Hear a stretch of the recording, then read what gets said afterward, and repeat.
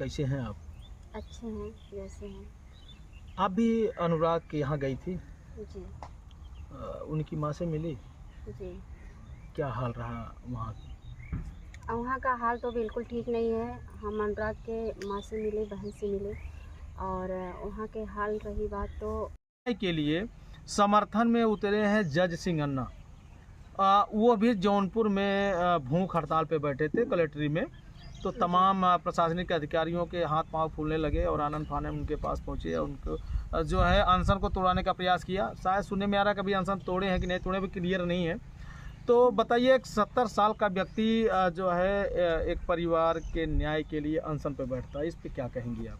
इस पीड़ित परिवार के लिए, जो अनुराग के परिवार के लिए वो अपने स्थल पे बैठे हैं, उन भला कानून प्रशासन जनता से यही निवेदन करते हैं कि भला इनके ऊपर तरस तो खाइए। 70 साल के इंसान जो इतना बड़ा निर्णय लेके बैठा है, न्याय मांग रहा है, न्याय का गुहार लगा रहा है, कम से कम इनका तो सुना जाए। कल वहाँ पे धनंजय भी गए थे, हम वीडियो देखे हैं। वो भी बहुत अनुशासन दिए हैं कि हम परिवार के उनकी बेटी की पढ़ाई लिखाई करेंगे, इनके सपोर्ट में खड़े रहेंगे, जो मुझसे होगा करेंगे, और 1 लाख के चेक भी दिए हैं और वीडियो के माध्यम से हमें देखने को मिला है। तो कानून प्रशासन से यही कहेंगे भैया कि उनका उस परिवार को न्याय दिलाइए, क्योंकि उस परिवार में कोई नहीं, परिवार में उस बहन का कोई भी ऐसा हिस्सा ही नहीं बचा है कि जो उस परिवार को देखभाल करें।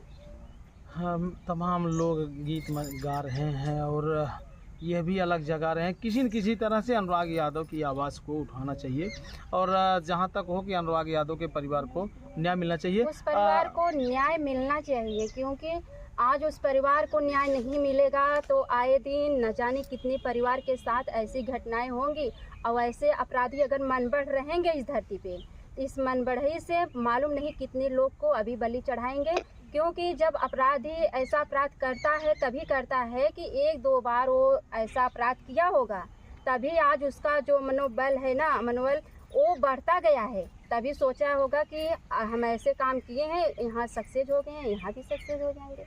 तो ये मन बढ़ी ही चीज़ है ना, उसका मन बढ़ा था तभी ऐसा काम किया है।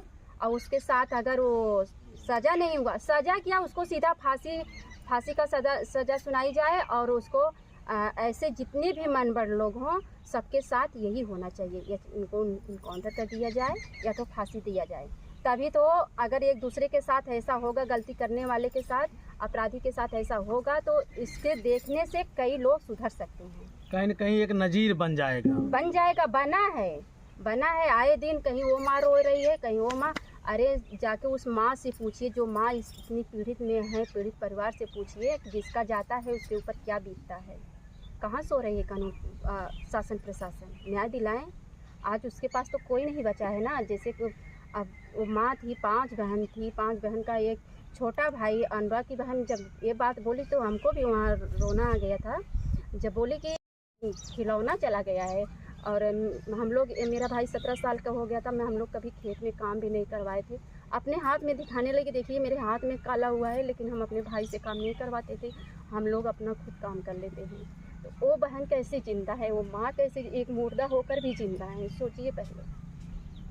ये भी सुनने में आ रहा था कि अभी तक उसकी माँ अनुराग को खाना खिलाती थी, अनुराग अपने हाथ से खाना नहीं खाता था। जी, ये बात उनकी माँ हमसे बोली थी कि उस अपने बेटे को, मैं इतना बड़ा मेरा बेटा हो गया था, मैं खाना अपने हाथ से खिलाती थी, बल्कि जो अनुराग के पिताजी थे वो उनकी माँ को डांट रहे थे। अनुराग की माँ को बोलते थे, कहें कि मेरा बेटा जहाँ जहाँ जाएगा तो वहाँ वहाँ तुम जाओगी खाना खिलाने, और नौकरी पे जाता है वहाँ जाता है तो जाओगी। लेकिन वही सब कह के उनकी माँ इतना रोने लगी कि हम लोग का भी कलेजा फट गया कि हम लोग क्या कहें, उस माँ के पास बचा क्या है दर्द के सिवा। जब तक आप जिंदा रहेंगी घुट घुट के मरेंगी। अगर न्याय नहीं मिला तो वो परिवार तो समझिए जी रहा है, पर समझ लीजिए जिंदा नहीं है। अगर न्याय मिल जाता है तो उनको भी दिल की कुछ तसल्ली मिलेगी। गरीबों के मसीहा कहे जाते हैं जनपद जौनपुर के सिराजे हिंद धनंजय सिंह।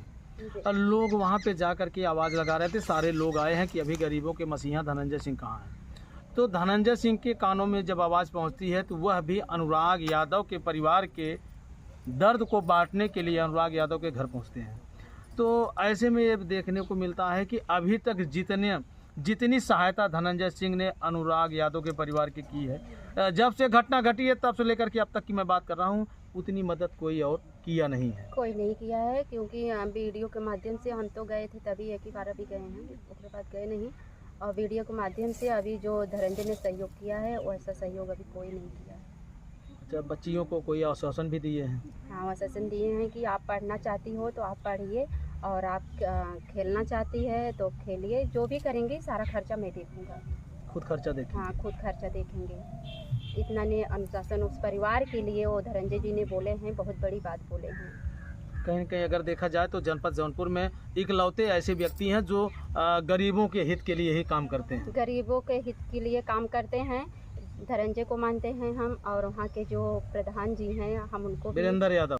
ऐसे अगर प्रधान हर गांव में हो जाएं तो जो हर गांव में इतना अत्याचार हो रहा है तो नहीं हो, प्रधान रहे तो ऐसे प्रधान रहे। हाँ, वीरेंद्र यादव जी प्रधान हैं। ऐसे प्रधान को प्रधान कहा जाता है, जो आज पीड़ित परिवार के साथ खड़े हैं। ऐसे मौके पे जो उनका काम है, जो उनका फर्ज है, वो अपना काम बराबर कर रहे हैं। ऐसे प्रधान को हर गांव में रहना चाहिए। अच्छा पूजा जी, उन लोगों की आप क्या कहेंगी जो हमारे भाई बहन माता पिता तुल्य जो है तमाम लोग हमारे गांव देश के साथी संगाती इष्ट मित्र जितने भी इस वीडियो को देख रहे हैं, उनके लिए आप कौन सा ऐसा संदेश देंगी जो चंद ज़मीन के टुकड़ों के लिए आपस में लड़ते हैं और फिर एक दूसरे की जान के दुश्मन बन जाते हैं? हम ऐसे अपने पब्लिक से, जो हमारा वीडियो जितने लोग देख रहे हैं, माँ बहनें भाई बहन, सबके लिए यही कहूँगी कि इस धरती पे आए हो तो ज़्यादा दिन, मतलब इस धरती पे कोई रहेगा नहीं, और थोड़ी थोड़ी ज़मीन के लिए जो मर मिट रहे हो तो ऐसा मत कीजिए, क्योंकि आज ये अपने घर नहीं हो, ये पाही है, पाही पे हो सब लोग, ऊपर आज ऊपर से आए हो, भगवान जन्म दिए हैं, यहाँ हो, कल फिर वहीं जाना है। तो इसीलिए अगर धरती पे हो तो एक दूसरे से मिलजुल के रहिए, ऐसा अनर्थ मत कीजिए कि एक दूसरे के बलि चढ़ाने पे मजबूर हो जाए। वो इंसान तुम हो, इंसान हम हैं, लेकिन यही इंसान को भाप नहीं पाता है, इंसान का गला काटने के लिए तैयार रहता है। थोड़ी थोड़ी चीज़ के लिए, थोड़ी थोड़ी ज़मीन के लिए मत मरिए। मैं यही कहूँगी, अगर कोई भी चीज़ है उससे समझ लीजिए, वापस में बैठ के समझौता कर लीजिए, समझ लीजिए। लेकिन जो जैसा अनुराग के साथ हुआ है, 40 साल ज़मीन के विवाद के लेकर आज उस 17 साल बच्चे के साथ जो हुआ वो बहुत गलत हुआ। ऐसा आप लोग मत कीजिए, पब्लिक में ऐसा सीख दीजिए। आप लोग इंसान हो, ऐसा सीख दीजिए, आपके सीख से एक दूसरा इंसान आगे बढ़े। लेकिन मार कत्ल और इस सब विवाद मत कीजिए। आए ही दिन जहाँ देखो यही विवाद चल रहा है कि ज़मीनी के विवाद में उनका गला उतारा गया, वो मारा गया, कहीं बंटवारा हो रहा है, यही सब में अक्सर अब सुनने को मिल रहा है। तो ऐसा मत कीजिए। तो दोस्तों मैं आपको बता दूं कि इस जैसे अभी पूजा जी ने कहा कि ये एक पाही है। सच्चाई में अगर देखना जाए तो जीवन की मोड़ पे पूरे जीवन में इस धरती की सिर्फ एक ही सच्चाई है, जन्म और मौत। अगर जन्म होगा तो मौत निश्चित होगी, बिना जन्म के मौत नहीं होगी। तो दोस्तों जब तक ये ज़िंदगी है तब तक खुशहाल होके जिए। क्या लेकर आए थे, क्या लेकर के जाओगे? खाली मुट्ठी बांधे आए थे, हाथ पसारे जाओगे। यही कहावतें रह जाती हैं।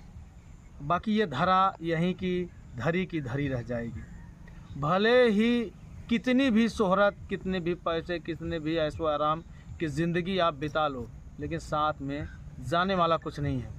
मैं चंद लाइनें आप लोगों के लिए, अपने श्रोताओं के लिए, अपने भाइयों बंधुओं के लिए कहना चाहता हूँ। अहम की अकड़ कभी चल नहीं सकती, मौत की घड़ी कभी टल नहीं सकती। लूट कर भले ही जमा कर लो दौलत, पर पाप की कमाई कभी फल नहीं सकती। तो दोस्तों ये ज़मीन, जर, जोरू, ये सारी चीज़ सब यहीं धरे के धरे रह जाएंगे। तो पूजा जी जाते जाते दर्शकों से आप क्या संदेश देना चाहेंगे? यही संदेश देना चाहेंगे भैया, अनुराग परिवार को आप लोग न्याय दिलाइए और खड़े रहिए। शासन प्रशासन से भी, मोदी योगी से, सबसे भी यही कहेंगे, उस परिवार को न्याय दिलाइए और उसका मकान गिराया जाए, और अपराधी अपराध किया है तो उसको फांसी दिया जाए। उस परिवार का यही मांग है। और तो उस परिवार के लिए आप लोग खड़े रहिए न्याय दिलाने के लिए, बस यही कहना चाहूँगी। बहुत बहुत धन्यवाद। तो दोस्तों ये रही पूजा जौनपुरिया, और जौनपुरिया भौजी के नाम से इनका चैनल भी चलता है और बहुत बेबाकी से अपनी बातों को रखती हैं। बाकी इनकी बातों को सुन करके और समझ करके आपको कैसा प्रतीत होता है कमेंट करके ज़रूर बताइएगा। हाँ दोस्तों, एक बात और कह रहे हैं आपसे कि अनुराग यादव के परिवार की मदद करना आप लोग न भूलें, क्योंकि जब किसी व्यक्ति की मदद की जाती है तो हम कभी मुसीबत में आते हैं तो वही मदद हमारे काम में आती है, क्योंकि एक दूसरे की मदद करने से ईश्वर हम लोगों की मदद करता है। तो बाकी फिर मिलते हैं किसी नेक्स्ट खबर नेक्स्ट वीडियो में, तब तक के लिए